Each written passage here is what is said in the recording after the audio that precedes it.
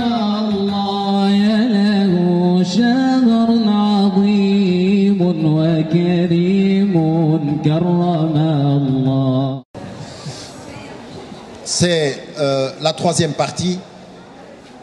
Et encore une fois, comme il a été dit lors de la deuxième partie, il n'est pas nécessaire d'avoir suivi la première et la deuxième pour en comprendre le sens de la troisième, même si ceux qui ont suivi les trois vont voir l'articulation de ce que je suis en train de mettre en évidence.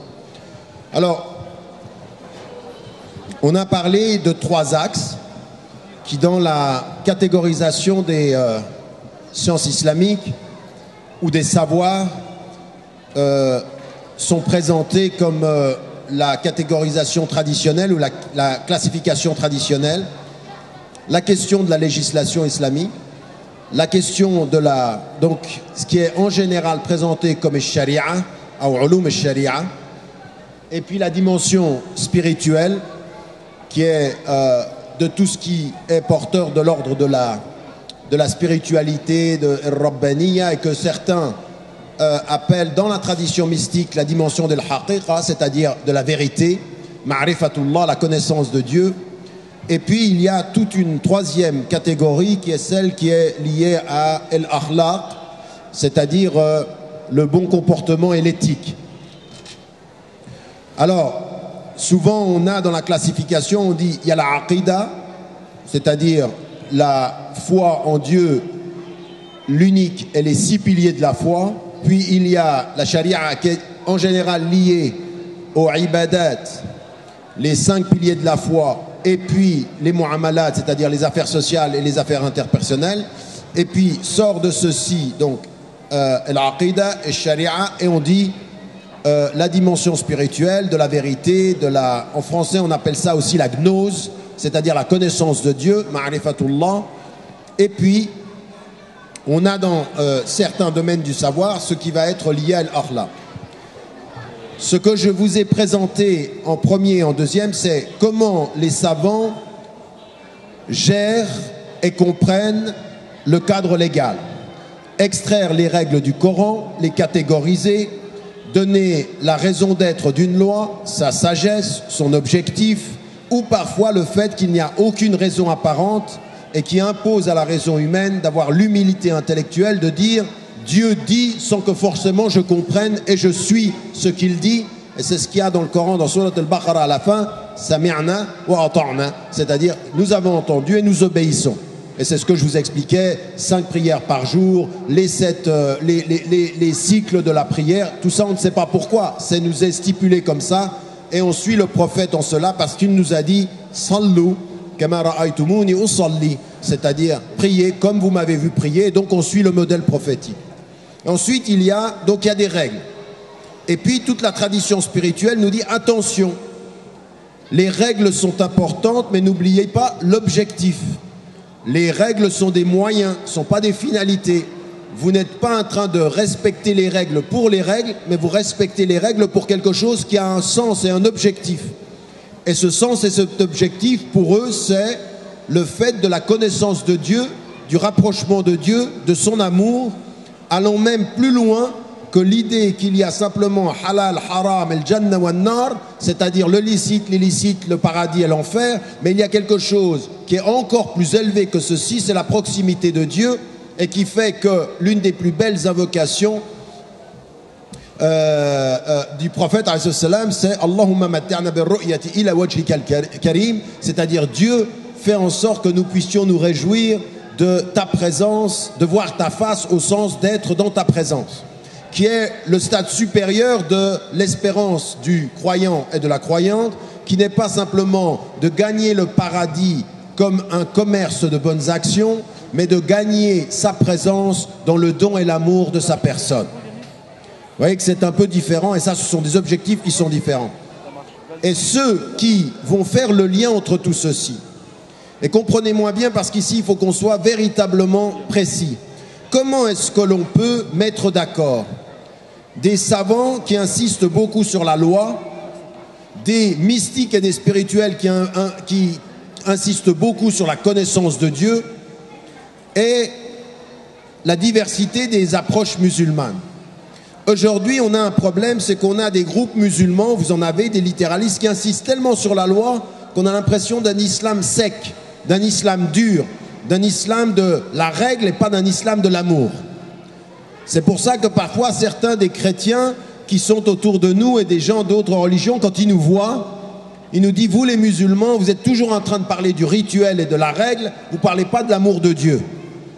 Et en cela, parfois, ils ont raison. On manque de dimension spirituelle dans notre discours. Et moi, je m'en suis rendu compte quand j'allais en Afrique du Sud, en Amérique du Sud, j'ai rencontré des théologiens de la libération qui étaient sur le terrain, qui se battaient pour la justice sociale, mais ils parlaient beaucoup d'amour, parlaient beaucoup de servir les gens. Ils allaient même jusqu'à lire la Bible avec les yeux du pauvre.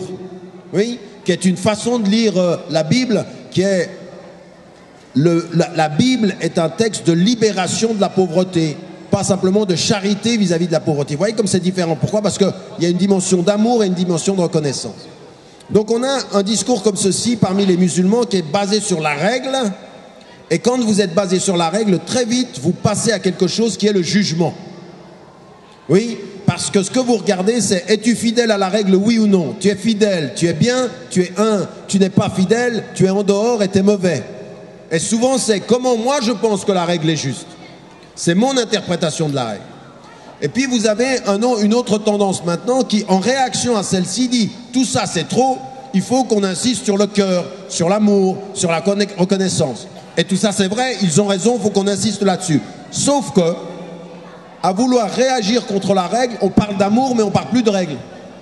Donc on n'a plus un caractère de cadre qui nous tient.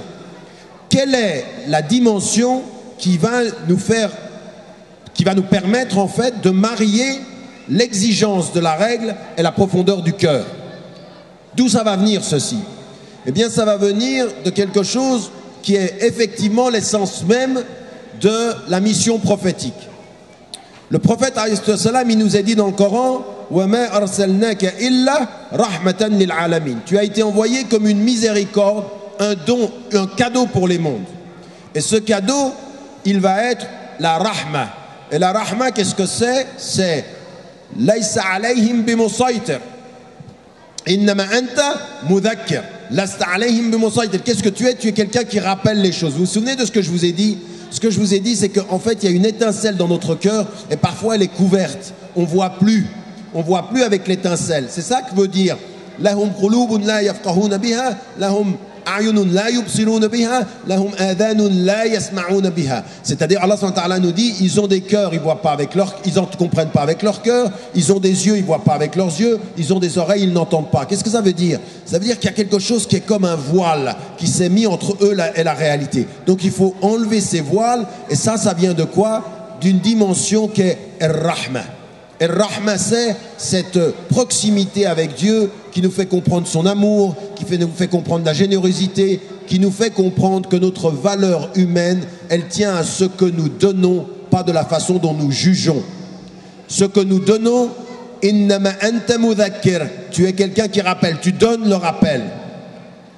Lasta alayhim bimusaytir, t'es pas là pour les commander, t'es pas là pour les juger, t'es pas là pour être tu n'es pas là pour être le policier de leur erreur, mais le don et la générosité de leur cheminement. Vous voyez la différence? Et donc vous avez ici quelque chose qui est la compréhension de ce pourquoi le prophète alayhi salam a été envoyé comme une miséricorde pour les mondes, et pas simplement pour nous, pour les mondes et pas simplement pour nous, et raison pour laquelle vous trouvez le prophète alayhi salam qui nous dit, dans un hadith qui a été rapporté par Al-Bayhaqi, qui dit le meilleur d'entre vous est le meilleur pour les hommes, pas uniquement pour les musulmans. Et il nous a dit comme un appel à l'universalité de notre engagement humain, Ya ayyuhan nas, inna khalaqnakum min dhakarin wa untha. Il parle à tous les gens, nous vous avons créé d'une femme et d'un homme. Donc votre origine est la même, un homme et une femme. Votre réalité est la division en nations et en tribus. Mais qu'est-ce qui va faire la différence et qu'est-ce qui doit être important pour vous? Et parce que vous avez un devoir de connaissance mutuelle. Donc votre foi, elle va se mesurer en qualité par votre engagement à connaître les autres. Non pas simplement à dire qui vous êtes, mais à connaître les autres. et devant les autres à être qui? À devenir des témoins. وَكَذَلِكَ جَعَلْنَاكُمْ أُمَّةً وَسَطًا. Regardez le mot. وَجَعَلْنَاكُمْ شُعُوبًا وَقَبَائِلَ. Nous avons fait des peuples et des nations. Puis ensuite il revient dans un autre verset. وَكَذَلِكَ جَعَلْنَاكُمْ شُعُوبًا وَكَذَلِكَ جَعَلْنَاكُمْ أُمَّةً وَسَطًا. Vous êtes une communauté du juste milieu. لِتَكُونُوا شُهَدَاءَ عَلَى النَّاسِ. Parce que vous devez être témoins. Et vous êtes témoins comment? Non pas simplement en étant les témoins de ce que vous donnez, mais en même temps témoins de ce que vous allez chercher chez les autres, puisqu'il nous est dit dans le verset, pour que vous vous entreconnaissiez. Le témoin n'est pas simplement celui qui dit j'ai à t'apprendre, mais celui qui dit je suis témoin dans ma façon dont j'ai à apprendre, parce que le Coran m'a dit pour que vous vous entreconnaissiez. Donc le témoin n'est pas simplement qui montre sa foi, qui montre ses principes, mais qui a la curiosité d'apprendre d'autrui, parce que le Coran le lui dit. Le témoin est dans sa façon d'apprendre, pas dans sa façon de témoigner de ce qu'il a, mais dans sa façon d'acquérir ce qu'il n'a pas. Là, on est témoin. Quand vous avez l'humilité d'écouter quelqu'un qui a des choses à vous dire, qui n'est pas de votre religion, et qui va vous apprendre des pensées. Moi, il y a des chrétiens, il y a des juifs, il y a des bouddhistes, il y a des hindous, il y a même des athées qui m'ont enseigné sur ma religion des choses que je savais, et ils me les ont rappelées. Parce que c'est un message universel. Donc, dans votre façon de prendre, et dans votre façon d'acquérir, et dans votre façon d'écouter, il y a le témoignage de ceux qui ont quelque chose à donner. Vous m'avez compris? Ce que je viens de dire est important. Dans votre façon d'écouter, c'est quelque chose que vous donnez. Vous donnez à voir votre façon d'écouter. Vous donnez à enseigner votre façon d'apprendre. Oui, c'est dans votre façon d'apprendre que vous donnez une façon d'être avec les gens, parce que ça c'est une... Vous comprenez ce que je suis en train de dire là? Ça paraît un peu compliqué et pourtant c'est très simple. Dans votre façon d'apprendre des gens, vous êtes témoin de ce que vous avez à donner. Regarde, je crois que ma religion c'est la vérité. Je crois que le prophète c'est le dernier des prophètes. Je crois que Allah qu'il est la vérité. Mais ce qu'il me dit lui, c'est t'écouter dans tout ce que tu as de bien à me donner. Donc je suis le témoin, non pas dans ce que je te donne, mais dans ma façon de prendre de ce que tu as à me donner, toi. Et ce que tu as à me donner, la façon dont je le prends, c'est ce que je te donne.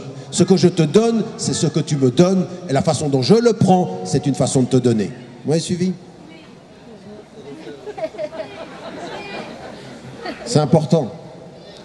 Notre façon d'apprendre, c'est une façon d'enseigner. Vous comprenez? Notre façon d'écouter, comme quelqu'un qui apprend, pour quelqu'un qui voit la façon dont vous avez d'apprendre, c'est un enseignement. C'est ça que je veux dire. La façon dont vous avez d'étudier est un enseignement pour celui qui vous regarde. Il dit, mais comment se fait-il qu'il essaye d'apprendre ça comme ça? Votre curiosité est un enseignement. Votre façon de chercher le savoir est un enseignement. Oui? Donc, ce que je veux dire par là, c'est que ce qui nous est dit, vous êtes une communauté de ce juste milieu parce que vous êtes des témoins, et dans ce témoignage il y a cette façon de prendre des autres nations. Et ça c'est quoi? Ça va être dans quel domaine de l'islam? Ça va être dans le domaine de l'akhlaq, du bon comportement. Et Allah il nous dit, il te demande qu'est-ce qui leur est permis? Ce qui leur est permis, c'est le bien, ce qui a été donné.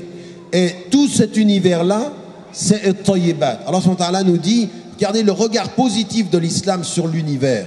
C'est que la nature, mais notre tayyibat. Mes frères et sœurs en humanité, même s'ils ne sont pas musulmans, mais notre tayyibat. Tout ceci, c'est cadeau. Oui, tout ceci, c'est cadeau. Donc, vous savez, comme vous pouvez être avec quelqu'un et vous lui souriez et que vous vous rappelez, c'est-à-dire que quand tu souris à ton frère, c'est un cadeau, c'est au sens d'un don qui a des hasanat qu'Allah relève. Et bien vous dites c'est cadeau. Oui, c'est cadeau. Eh bien Allah il vous dit regardez autour de vous, c'est cadeau. Tout ça c'est cadeau. C'est minot tayyibat. Donc prenez-les. La différence, le fait de la diversité, c'est cadeau, mais c'est un cadeau qui peut être risqué. Soit vous savez le gérer, soit vous allez vous diviser. Raison, encore, c'est pour ça qu'on a dans le Coran, c'est-à-dire il aurait fait de vous une seule communauté. Il n'a pas voulu de faire de vous d'une communauté pour que vous, parmi toutes les communautés, vous soyez la communauté du juste milieu qui apprend le bien d'où qu'il vienne et qui donne le bien où elle se trouve. Voilà l'attitude du musulman. Et ça, c'est le bon comportement. Et le bon comportement, qu'est-ce qu'il va faire? Il va lier les règles et la spiritualité. C'est-à-dire, on ne comprendra la nécessité de la spiritualité dans tout ce que je viens de dire, la connaissance de Dieu, l'amour, le retour dans son cœur, et la nécessité de la règle, que si on comprend le bon comportement. Ce que tout à l'heure une jeune sœur a demandé, a dit, à des moments donnés, notre foi monte, elle descend, on ne sait pas comment, on peut être en crise. Eh bien, ce bon comportement-là, il est lié à l'akhlaq. L'akhlaq, il nous dit, nous allons unir les dimensions de l'islam par les objectifs, pas par le texte. Et c'est ça que j'aimerais que vous faire comprendre. Si je dis, attention, je prends le Mus'haf, le Coran, et je dis, vous savez, tous les musulmans, chiites et sunnites, tous les musulmans, chiites ou sunnites des deux grandes traditions, et dans ces deux traditions, les littéralistes, les rationalistes, les soufis, les mystiques, les réformistes, tous sont d'accord sur une chose, c'est que le Coran c'est notre livre. On est d'accord? Quand vous dites ceci, tout va bien. Vous dites le Coran c'est ce qui nous unit. Et quand il est dit dans le Coran, ça veut dire ici, pour les savants, le Coran. La corde, c'est le Coran. Donc, le fait du Coran, c'est ce qui nous unit. Maintenant, faites attention. Dès que vous avez dit ça, il ne faut surtout pas commencer à penser que le Coran va vous unir par ses lectures. Non, le Coran va nous unir par sa présence de livres révélés. Mais dès que vous avez dit ça, on est déjà plus d'accord sur la façon dont on le lit. Pourquoi? Parce qu'il y a une lecture rationaliste, il y a une lecture réformiste, il y a une lecture mystique, il y a une lecture réformiste, il y a plusieurs lectures. Donc le texte qui nous unit par sa présence peut nous désunir ou nous diviser par ses interprétations. Qu'est-ce qui va faire que ce texte va nous unir par sa présence? C'est pas par les lectures, mais c'est par les objectifs. C'est-à-dire, on va passer aux objectifs. Que dit le texte? Vous avez rencontré un musulman qui vous dit l'objectif de ce texte, c'est la paix, on est tous d'accord. L'objectif de ce texte est l'adl, la justice, on est tous d'accord. L'objectif de ce texte, c'est el-karama, la dignité, on est tous d'accord. En fait, comprenez bien, le texte par sa présence unit les croyants, le texte par ses objectifs unit leur chemin. Le chemin qu'on va faire. Mais les interprétations sont différentes. Donc commencez par le Coran en disant on est tous d'accord, il faut faire très attention, on est juste d'accord que c'est la révélation. Mais on n'est pas d'accord sur l'interprétation. Par contre, si maintenant vous comprenez que ce qui doit nous unir, c'est les objectifs, là vous comprenez l'akhlaq. Et l'akhlaq, c'est le bon comportement. Et là vous allez voir les salafis, d'abord les chiites et les sunnites, les salafis, les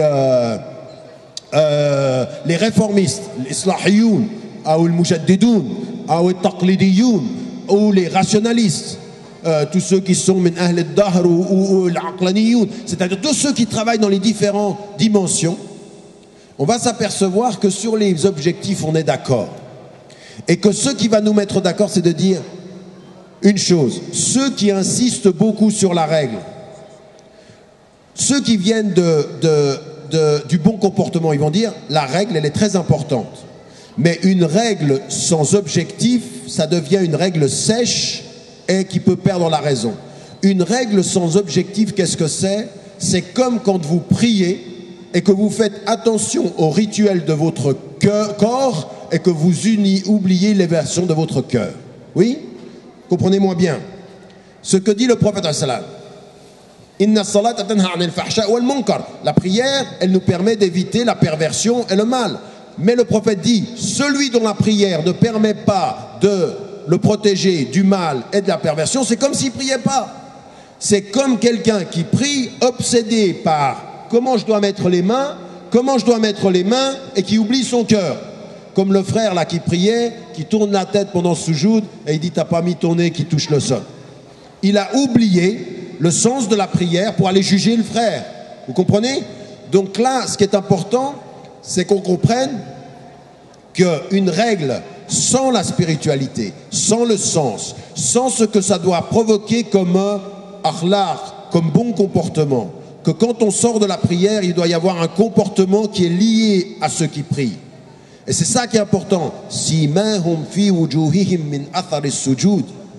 C'est quoi les croyants? Ruhama bainahum. Ashidda ala al-kuffar. Quand ils sont en face de l'adversité, ils sont debout. Et entre eux, ils sont pleins de compassion et de miséricorde. Donc ça se sent. Et qu'est-ce qu'on voit dans leur visage? La prière, elle illumine leur visage. Mais ça veut dire quoi? Ça veut dire que l'illumination du visage, c'est pas simplement j'ai une lumière dans la face. Ça veut dire que dans mon comportement avec les gens, dans mon comportement avec les êtres, je suis un être de générosité. La prière a un impact sur mon comportement humain. Ça, c'est un des éléments. Quant aux autres qui sont en train de dire, par exemple, c'est la spiritualité, c'est le cœur, il faut leur dire attention. Mettre en évidence la spiritualité, c'est bien, mais si la spiritualité, c'est uniquement de prier, de jeûner pour toi et de libérer de ton ego, et que ça n'a aucun impact sur les hommes, ça n'est pas ce que dit le prophète, et ce n'est pas l'enseignement, ça n'est pas une spiritualité qui te libère toi, parce qu'en fait, regardez, la spiritualité peut se retourner contre toi. Dans quel sens? Au sens que tu te libères de ton ego, mais finalement, c'est le piège de l'ego qui ne pense qu'à son ego et à le libérer. Vous suivez ce que je suis en train de dire? Au bout d'un moment, si votre unique obsession, c'est « je me libère moi », et que vous oubliez la générosité, que vous oubliez, vous pouvez avoir un comportement spirituel qui n'a aucun impact social, aucun impact humain, aucun impact, je veux dire, un spirituel qui ne s'occupe pas des pauvres. Raison. Aussi, vous savez, il y a des maîtres de tradition soufis, des chouyours, quand on vient vers eux et qu'on leur dit « moi je veux ton enseignement, donne-moi le temps de suivre ton enseignement », ils regardent la personne et lui disent « écoute, tu veux me suivre? Eh bien maintenant tu vas servir pendant 2 ans les pauvres. » C'est-à-dire que tu vas travailler sur ton ego, à maîtriser ton ego, non pas dans la nuit, toi et toi tout seul, ça viendra après, mais ton ego doit être exposé à la générosité d'autrui. Et parmi ceux-là, les plus pauvres. Va servir les pauvres et tu viens avec moi. Et ensuite, tu viendras avec un ego plus humble. Fais attention de ne pas vouloir avoir l'ego libéré des arrogants, mais l'ego libéré des serviteurs. Ce qui n'est pas pareil. Parce qu'il y en a certains, ils vous disent des soufis, quand vous les voyez, il y a une certaine arrogance dans leur attitude. Ils disent, mais comment c'est ça, le soufisme comme ça, qui regarde les gens de haut? Il y en a qui vous regardent et disent, moi je suis soufi. La façon dont il vous dit qu'il est soufi, c'est pas soufi. La façon dont il vous dit qu'il est spirituel, c'est pas spirituel. Donc, ici, il faut lier les deux choses. Qu'est-ce qui va nous lier? Les objectifs. Vous avez compris? Nous sommes d'accord sur la présence du texte, mais ce qui met d'accord toutes ces interprétations-là, ce sont les objectifs. Et ces objectifs-là, c'est l'akhlaq. Alors les savants ont dit, dans l'école des maqasid, ils ont dit, il y a 5 objectifs supérieurs et il y en a qui ont dit, il y en a 6. Ils ont dit, tout ce qui est dans le Coran, c'est venu là pour protéger un objectif, c'est la religion. D'autres, le deuxième élément, ça c'est Shatibi qui a synthétisé tout ce qui venait avant lui. Il dit 1, la religion, 2, la personne humaine, donc il y a 9, 3, l'intelligence et l'aql, 4, les liens de famille, et 9, et 5, les biens, et l'amwal. Et le Qarafi qui vient après a ajouté l'ird, ce qui veut dire en fait, en langage contemporain, le karama, la dignité humaine. Ça, ce sont des grands objectifs sur lesquels on peut tous être d'accord. Mais ensuite, maintenant, là où on doit lier la pratique religieuse avec les règles, et on doit comprendre la dimension spirituelle, c'est qu'il faut mettre ces grands principes-là, les objectifs, dans tous les domaines de l'agir humain. Et donc, par exemple, qu'est-ce que va être le bon comportement de la musulmane et du musulman dans les rapports, par exemple, avec la nature. Et là, c'est ce que je disais hier à l'exposé à la conférence. Je dis, il y a des musulmans, ils sont obsédés par la règle de l'abattage rituel. Ce qui est juste, ils ont raison, il y a un halal et il y a un haram, d'accord. Mais ils ne s'occupent plus du bon comportement vis-à-vis de l'animal. Qui fait que le prophète a dit des choses, mais vraiment très profondes. Il a rapporté l'histoire d'une femme qui avait maltraité un chat et qui finit en enfer. est l'histoire d'un homme et d'une femme qui ont sauvé des chiens et qui vont au paradis pour avoir sauvé l'animal, et qui veut mettre en évidence, attention, il ne suffit pas d'être un bon pratiquant dans la règle, il faut montrer la générosité et le cœur dans la vie, la façon dont vous traitez les animaux. Il dit même ceci, s'il y a quelqu'un, c'est-à-dire si le jour du jugement dernier, si la fin du monde est appelée, dans la main de quelqu'un, il y a un pan, une racine, un pan à mettre, une plante à mettre, et bien si le jour du jugement dernier appelle et qu'il a ça dans la main, il faut vite qu'il la plante. En d'autres termes, il vous dit, le monde va s'arrêter, et il lui dit encore, attention, si vous avez un élément de la nature et que c'est le jour du jugement, mettez-le. Ça veut dire en fait, comprenez bien ce que veut dire le hadith.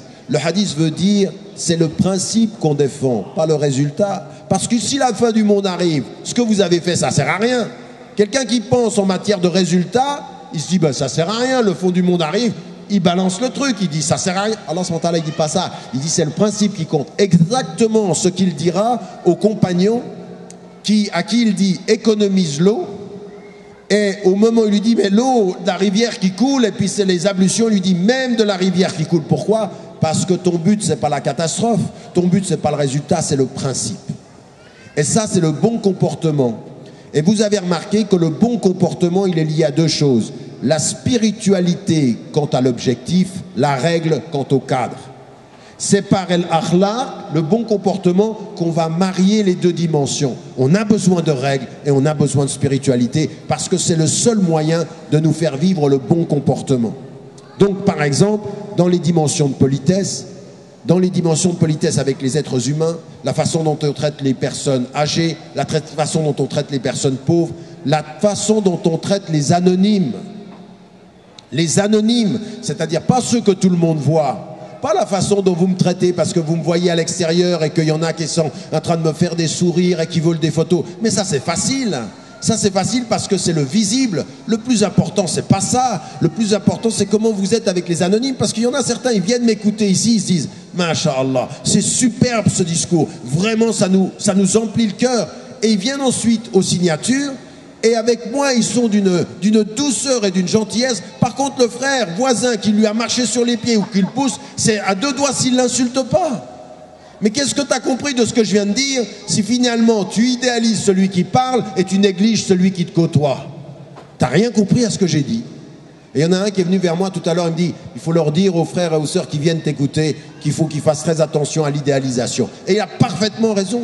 Il a parfaitement raison. Ce que nous partageons, vous et moi, ce n'est pas l'idéal d'un homme qui vous parle, c'est l'idéal d'un message que tous on suit, avec nos défauts, nos contradictions et nos erreurs. N'idéalisez jamais celui qui parle, mais quand vous entendez le message, le meilleur moyen de me faire comprendre ou de nous faire comprendre que vous avez compris, c'est la façon dont vous allez traiter votre voisin là-bas à côté de la table, pas la façon dont vous allez me sourire. Il y en a qui poussent tout le monde, signe-moi le livre. Mais qu'est-ce que tu as compris? Et puis avec un grand sourire. Alors, d'une gentillesse incroyable. Mais ça, non, c'est faux. Il y a une erreur. Il y a une erreur de compréhension. Il y a une erreur. Faites attention à l'époque dans laquelle nous vivons. Nous sommes dans une époque du média et de l'image qui vous fait idéaliser l'image et le média et non pas comprendre le message. Ça, c'est le pire. Là, alors, tout ce que je viens d'expliquer là, c'est à la poubelle si on tombe là-dedans. Là, on n'a rien compris. Donc, le bon comportement, il sera avec la nature, il sera avec les animaux, il sera avec les pauvres. Le bon comportement commence toujours par savoir comment vous êtes avec l'invisible. C'est-à-dire là où personne ne vous voit. Seul avec vous-même, seul avec Dieu, seul avec votre famille proche, seul avec vos enfants. C'est ça le bon comportement. C'est là où vous avez compris l'ihsan, que tu adores Dieu comme si tu le voyais. C'est là où la règle se marie avec la substance, avec l'essence. C'est là où vous êtes spirituel. Oui? Vous voyez ce que je veux dire? Et donc, tout ceci, c'est d'amener ces règles-là. Mais pour ceci, pour le bon comportement, et pour pouvoir apporter les bonnes réponses à notre époque, il y a ça c'est la vie quotidienne, que chacun d'entre nous doit vivre et on doit le lier. Par exemple, parmi les 70 branches de la foi que l'on trouve chez un certain nombre de savants, c'est par exemple, mais des choses simples. Vous êtes sur la route, il y a un obstacle qui va gêner ceux qui sont après vous, vous l'enlevez. Oui, vous êtes ici dans un rassemblement des musulmans de France, vous êtes vous voyez des choses qui sont des gens qui, je ne sais pas, à des moments donnés, on se dit, mais vous rentrez dans des lieux, dans la salle dans les toilettes ou des trucs, mais il dit, mais attendez, mais quand même, on est dans un lieu où on est entre musulmans, il y en a, ils pensent à faire les ablutions propres pour eux, quant à la saleté pour ceux qui les suivent, à la barakatillah.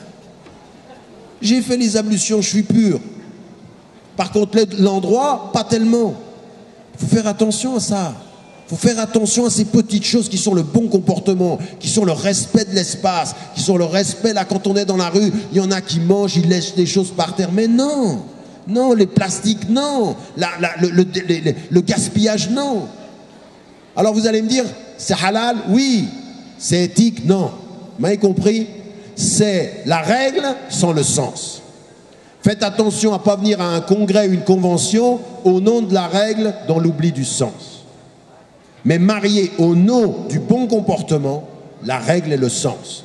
On fait ce qu'on doit faire et en même temps on en rajoute. Et là on est dans la politesse, on est dans le respect, on fait attention à tous ces éléments. Ça c'est au niveau ordinaire. Maintenant, il y a un stade où on doit aller plus loin. Et dans ce que je vous disais, je vous ai dit que je vous en parlerai, dans le centre qu'on a mis sur pied autour de l'éthique islamique et de la législation islamique et de l'éthique, c'est de dire il faut qu'on pousse plus loin dans beaucoup de domaines. Il faut qu'on arrête de penser l'islam par l'obsession de la règle et qu'on amène du sens. Et pour amener du sens à des moments donnés, il faut qu'on devienne plus éthique, qu'on pense à plus de sens dans beaucoup de domaines. Alors nous, ce qu'on a essayé de faire dans ce centre, c'est sur la base du livre La Réforme radicale. Dans La Réforme radicale, dans la deuxième partie du livre, je parle de 7 domaines.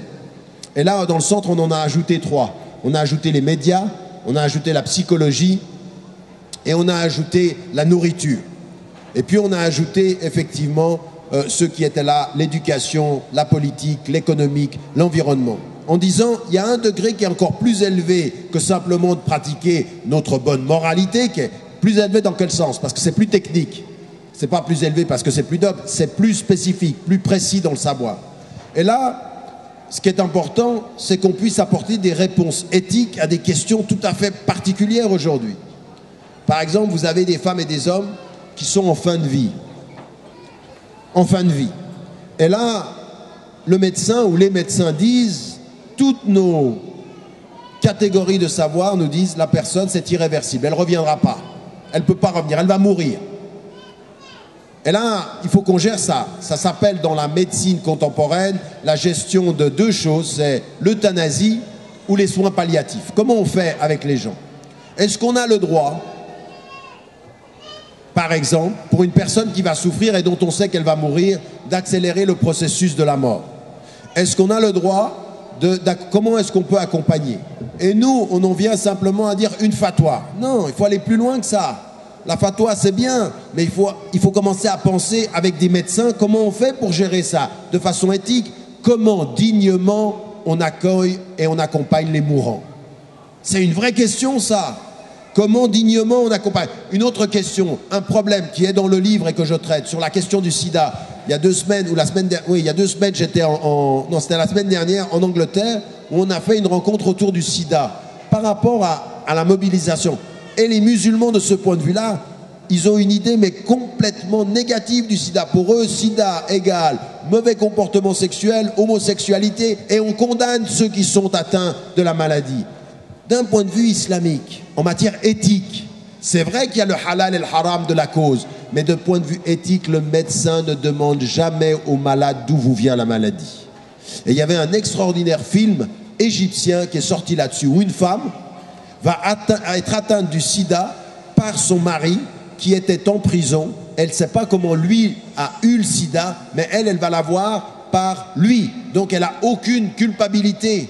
Et quand le médecin lui dit « tu vas témoigner devant le public parce que personne ne l'aide, parce qu'il lui faut de l'argent pour pouvoir avoir les médicaments », et il lui dit « mais j'ai juste une condition, c'est que tu dises comment tu as eu la maladie ». Et elle lui dit je ne dirai rien parce que ça ne vous regarde pas. Elle tient cette position-là, elle va en mourir. C'est une histoire vraie. En fait, elle est en train de poser un problème éthique essentiel du point de vue de l'islam. La maladie, ça ne te concerne pas quant à sa cause. Ça te concerne quant à comment tu vas m'aider pour en sortir ou pour pouvoir. Vous voyez, ça, c'est des problèmes éthiques. Mais nous, on a des gens qui se disent halal, haram. Non, on ne peut pas gérer ça. Dans la maladie, c'est la même chose. Par rapport à l'environnement, par rapport à la... Ne devrions-nous pas être, nous musulmans, au premier rang de la lutte pour la préservation des animaux dans cette espèce... Aujourd'hui, on est en train de dire manger de la viande halal. C'est vrai. Mais une des dimensions éthiques que l'on sait aujourd'hui, éthique, du bon comportement, c'est de dire aux musulmanes et aux musulmans, vous savez, l'un des principes d'éthique, c'est vrai que vous avez la règle et que vous devez vous y tenir. Mais un, il faut qu'on traite mieux les animaux. Deux, il faut qu'on travaille sur l'industrie. L'industrie de la production animale parce que ça ne va pas. On traite les animaux comme rien. Je ne sais pas si vous avez vu des vidéos, mais ça fait peur. Ça fait peur. C'est un comportement indigne de la dignité humaine.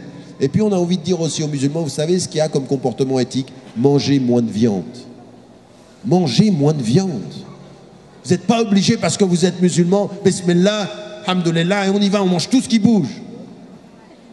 C'est pas possible ça. Manger moins de viande, c'est éthique ça. Comprenez? C'est éthique, c'est de ne pas faire en sorte de participer trop à ça. Parmi ceux qui mangent le plus de viande en Occident, c'est les populations occidentales de confession musulmane. Faites attention, pourquoi est-ce qu'on ne réfléchit pas à ces choses-là?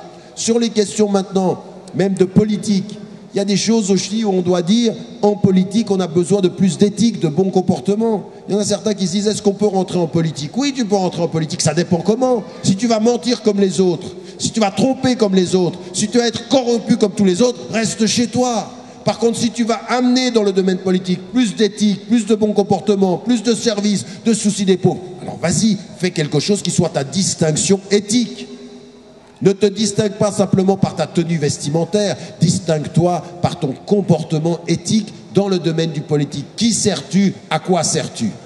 Voilà des questions qui sont aujourd'hui. Et là, on a besoin de gens qui sont dans le domaine et qui viennent dire aux savants, s'il vous plaît, avec tout le respect qui vous est dû et que l'on a pour vous, ne donnez pas des fatwas quand vous ne connaissez pas ce sur quoi s'appliquent vos fatwas.